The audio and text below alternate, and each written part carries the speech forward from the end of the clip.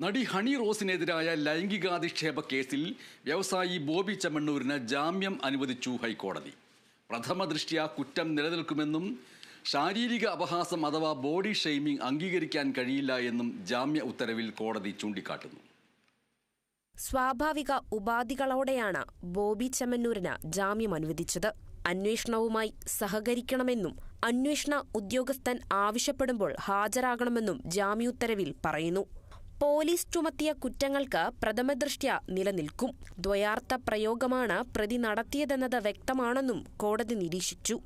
Body shaming സമൂഹത്തിന് ഉൾക്കൊള്ളാൻ കഴിയുന്നതല്ല. കറുത്തത്, മെലിഞ്ഞത്, തടിച്ചത് തുടങ്ങിയ പരാമർശങ്ങൾ പൊതുസമൂഹത്തിൽ ഒഴിവാക്കണം.